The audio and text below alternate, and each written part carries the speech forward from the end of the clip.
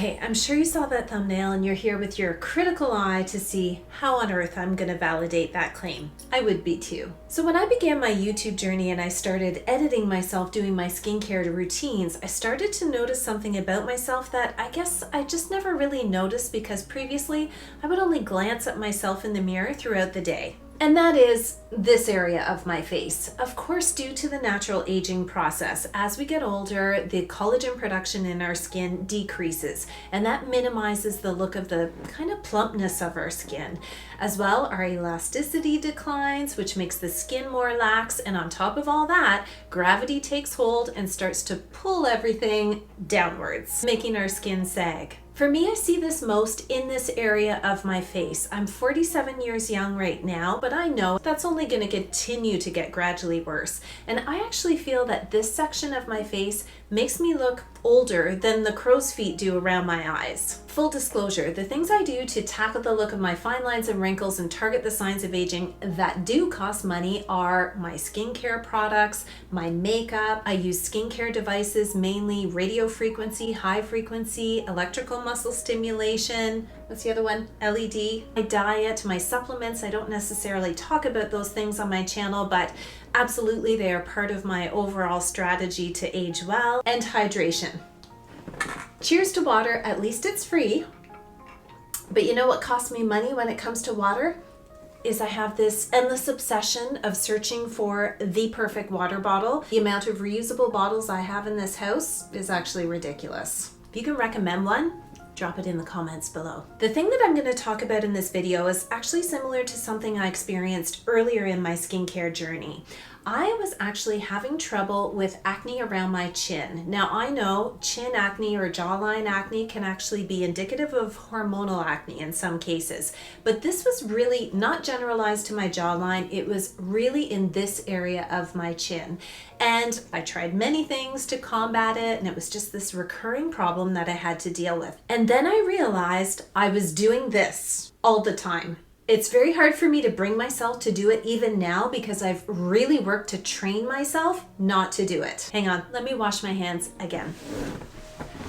Okay, that's better. It was sitting like this, or like this, or like this, especially in meetings or while I was working. It was just a natural reflex to kind of sit like this. Problem was, unless my hands were just cleaned as they were even now, and even now I'm kind of worried I'm gonna break out around my chin, likely I had probably just been touching my phone or touching my keyboard and all these things that we just cannot keep fastidiously clean. And it was the bacteria from my hands on my face contributing to acne. Now, I'm not gonna say that this is gonna solve all your acne problems, but for me, when I started to retrain myself, catching myself when I went to sit like this, straightening up and not doing it, it took time and it took a change in behavior, but I absolutely noticed a decrease in the amount of acne around my chin. Anyway, to finally get to the point of how to look 10 years younger with zero products and only a little bit of effort, it's this. It's a two-pronged strategy that I use, the first of which is mewing. This is me in a completely relaxed state. Essentially how I am when I'm not talking. Basically how I look in every meeting I'm at work. Here's my profile, face on, and the other side. Again, what I notice most is around my jowls. Now take a look at this subtle difference.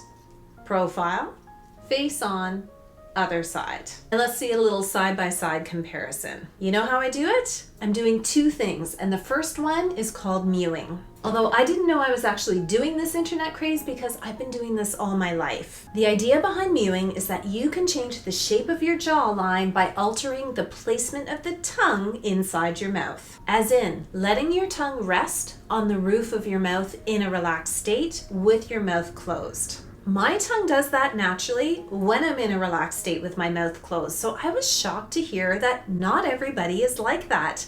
Please drop a comment below. I'd love to know when you sit in a totally relaxed state, is your tongue up here or does it rest at the bottom of your mouth? It actually takes me effort to bring my tongue down. So clearly there's something to the anatomy there of what feels comfortable for you. Apparently mewing originated with a British orthodontist named John Mew, and he really promoted jaw posturing by retraining the position of the tongue in the mouth. While he didn't coin the term mewing, it's sort of evolved from there.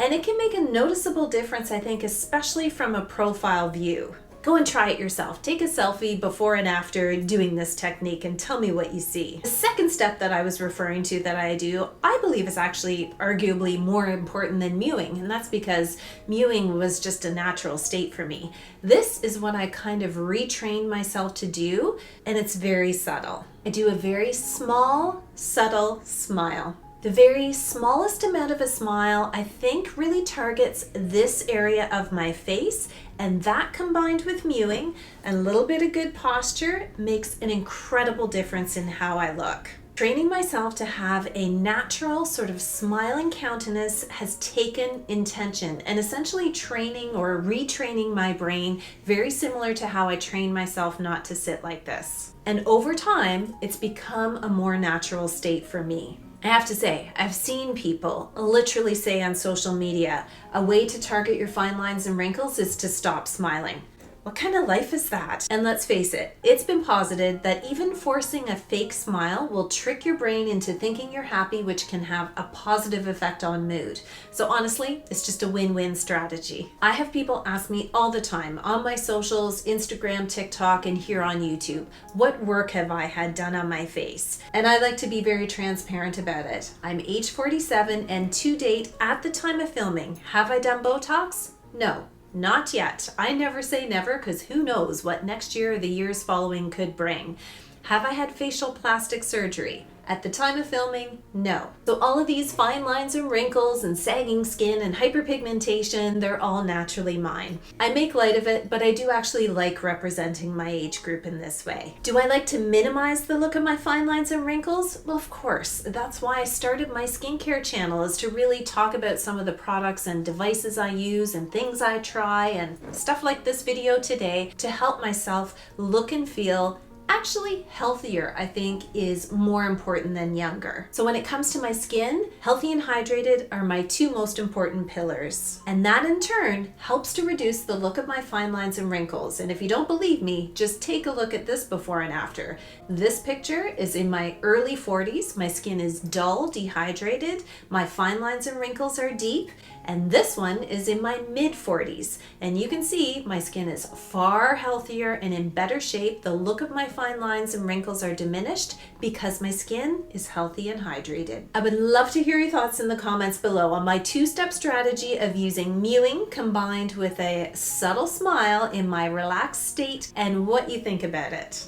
Thank you as always for watching. I appreciate all of you and have a fabulous day.